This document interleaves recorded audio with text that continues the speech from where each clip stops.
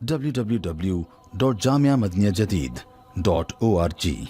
WhatsApp group number +92 333 424 9302. والصلاة والسلام على خير خلقه سيدنا ومولانا محمد وآله وأصحابه أجمعين.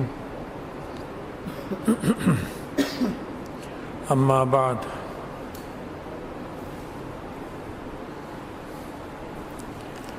حدیث شریف میں آتا ہے کہ جب رسول اللہ صلی اللہ علیہ وسلم مدینہ منورہ ہجرت کر کے تشریف لائے تو آپ نے دیکھا کہ یہاں کے یہودی 10 محرم کو روزہ رکھتے ہیں، جسے ہم عاشورہ کہتے ہیں۔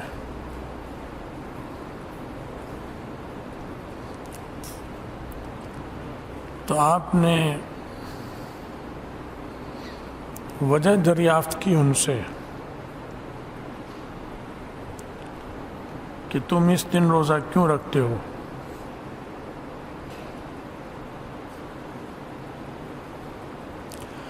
تو انہوں نے کہا کہ ھذا یوم عظیم، یہ بہت عظیم دن ہے، بڑا بابرکت دن ہے۔ انجى اللہ موسیٰ وقومہ، اس دن اللہ تعالیٰ نے حضرت موسیٰ علیہ السلام اور ان کی قوم کو نجات دی تھی۔ وغرق فرعون وقومہ،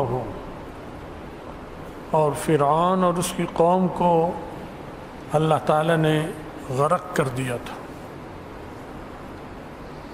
ان کے سامنے غرق ہوئے۔ قرآن پاک میں اس کا واقعہ آتا ہے۔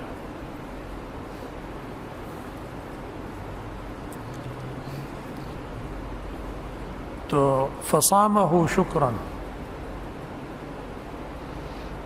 تو جس دن ایسا ہوا اس دن موسیٰ علیہ السلام نے اللہ کے لیے شکرانے کے طور پر روزہ رکھا اس دن۔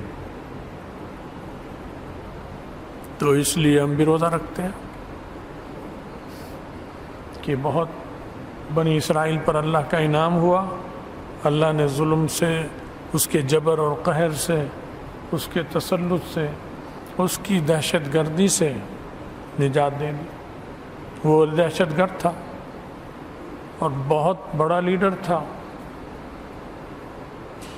بڑی طاقت تھی اس کے پاس، ڈکٹیٹر اور آمر تھا۔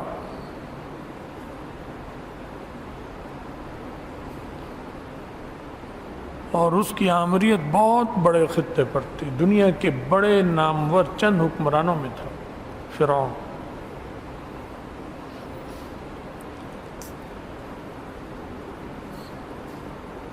اور بنو اسرائیل کو حقیر اور ذلیل سمجھتا تھا، اور ان پر اس نے ظلم کیا، بہت زیادہ ظلم کیا۔ ذبح کرتا تھا بچوں کو، عورتوں کو زندہ اٹھا لیا، مردوں کو جانور سے بھی بدتر سلوک کیا، جیسے آج کا امریکہ، آج کا برطانیہ، آج کا چین اور روس، آج کا فرانس اور جرمنی، یہ دنیا کے فرعونوں میں سے۔ تو بہت سارے فرعون مل کر یہ ایک فرعون بنا ہوا ہے، انہوں نے ادارہ بنا رکھا ہے اقوام متحدہ، یہ فرعونوں کا ادارہ ہے۔ ان کا تسلط اتنا ہے زبردست کہ اس ادارے کے رکن ممبر مسلمان ملک بھی ہیں، کان پکڑ کر انہوں نے ممبر بنا رکھا، اور انہوں نے کان پکڑوا رکھے ہیں مسلمانوں نے، انہوں نے پکڑ رکھا ہے، انہوں نے پکڑا رکھے ہیں کہ لو سرکار جو حکم ہو۔ کرسی بڑی نفیس دی ہے اقوام متحدہ میں، جیسی سب کی کرسی ویسی ان غلاموں کی بھی کرسی، اور ان غلاموں سے بس اشارہ ہے ابرو کافی ہوتا ہے، ساری دنیا میں کام ان کا کر رہے ہیں۔ اچھی کرسی میں بٹھا کر کام اپنے لے رہے ہیں اسے، چاہے وہ سعودی عرب ہو، چاہے کوئی اور مسلم ملک ہو، سب غلام ہیں ان کی. اور جن کو ویٹو پاور حاصل ہے ان میں سے ایک بھی مسلمان نہیں ہے ملک. اگر وہ کچھ اس طے کریں اور وہ نامنظور کر دے کوئی، تو مسلمان کو اجازت نہیں ہے، نہیں بس ہے اس کے کہ وہ اسے نامنظور کرے کہ ہم اسے منظور نہیں کرتے. وہ انہی چند فرعونوں میں سے کوئی ایک فرعون نامنظور کر سکتا ہے، ورنہ نہیں کر سکتا. غلاموں کا کیا کام ہوتا ہے؟ یہ تو بات بھی صحیح ہے، اصولی ہے. غلام غلام ہے، نوکر نوکر ہے.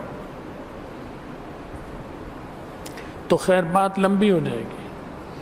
تو فرعون کا تسلط تھا، تو کہتے ہیں کہ موسیٰ علیہ السلام سے مقابلہ ہوا، حق و باطل کے ٹکراؤ ہو گیا.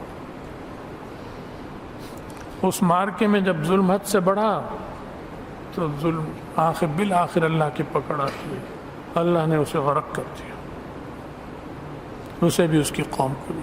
تو شکر کے طور پر روزہ رکھا.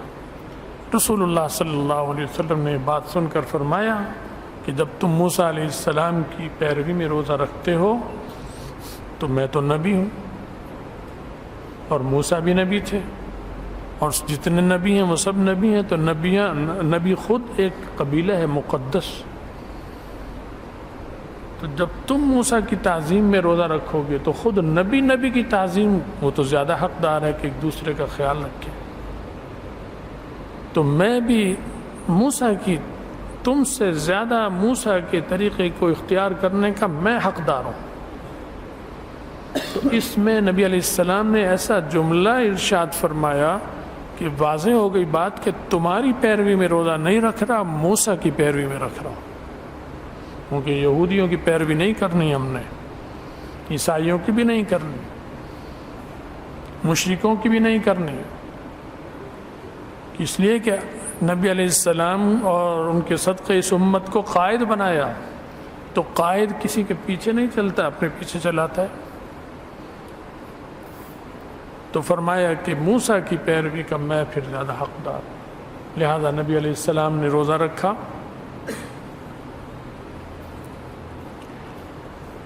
اور یہ بھی حکم دیا، اور یہ روزہ رکھنا مستحب ہے، فرض واجب نہیں ہے،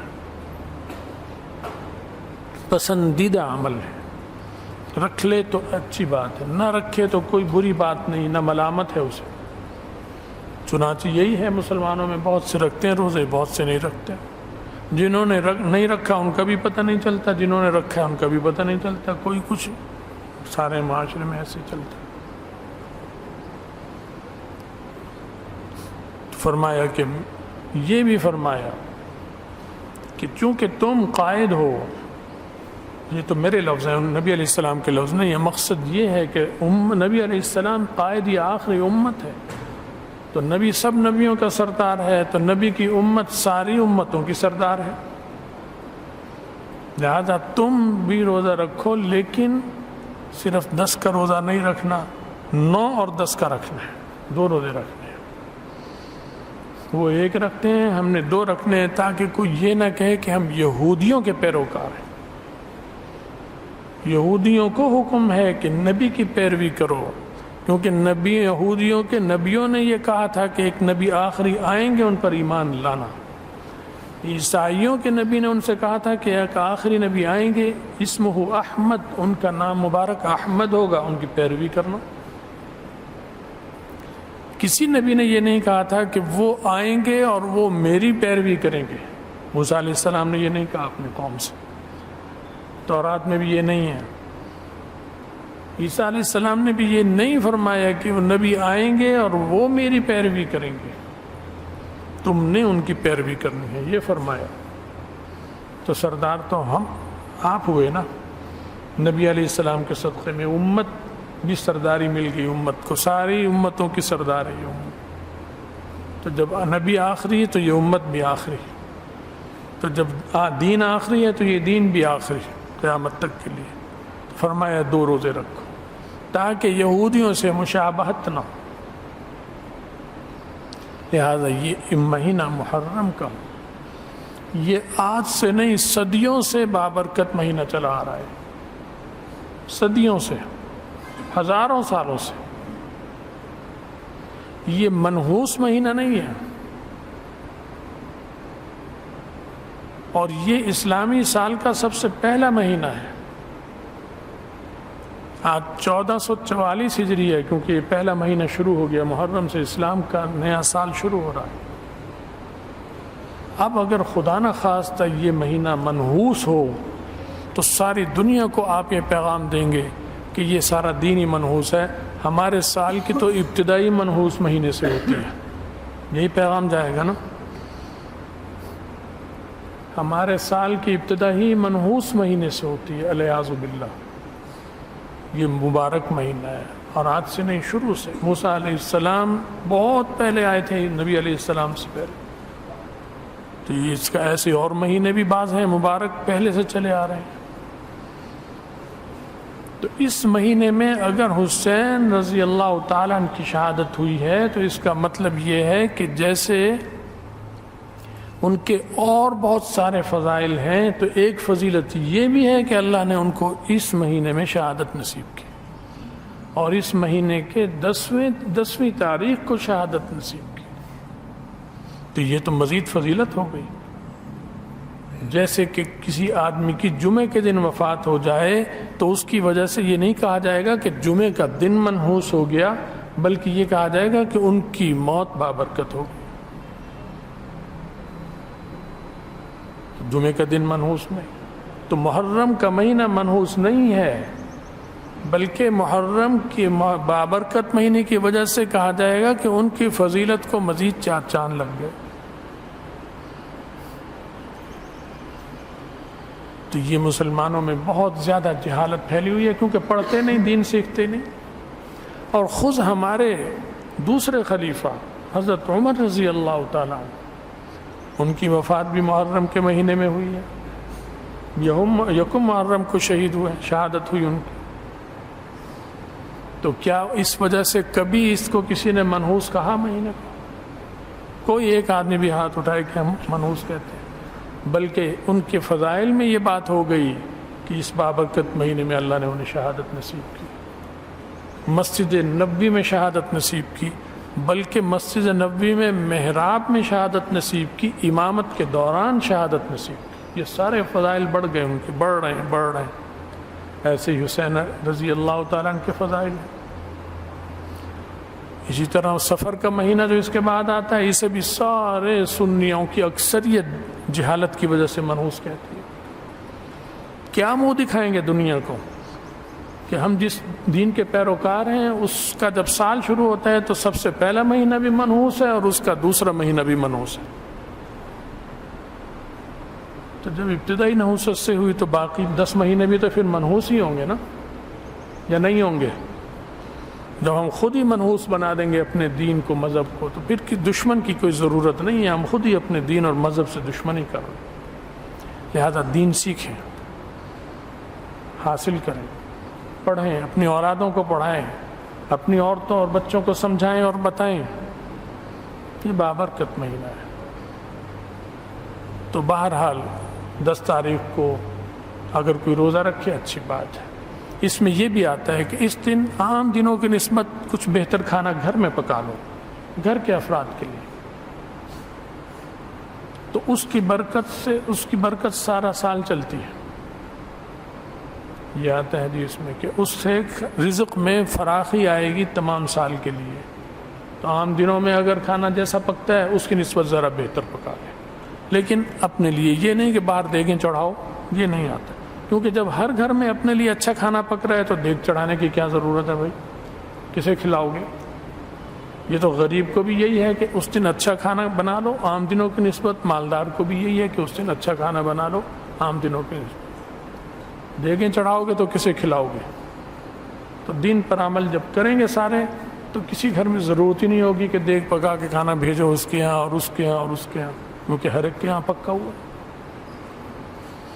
اور ایک یہ بھی آتا ہے کہ اس دن سرما لگا لینا چاہیے، سرمے کے لگانے کا یہ اثر ہے کہ سارا سال میں آنکھ دکھنی نہیں آتی. اللہ تعالیٰ جو اس طرح کے کوئی وائرس ہوتے ہیں بیماری آنکھ کی اس سے بچاتے ہیں, حفاظت فرماتے ہیں. بہرحال یہ بابرکت دن اور ایام ہیں. اللہ تعالیٰ ہمیں دین کی سمجھ بھی دے, عمل کی توفیق بھی دے, اور اللہ تعالیٰ ہم سب کا خاتمہ ایمان پر فرمائے, اور آخرت میں رسول اللہ صلی اللہ علیہ وسلم کی شفاعت اور ان کا ساتھ نصیب فرمائے. وآخر دعوانا ان الحمد للہ رب العالمین.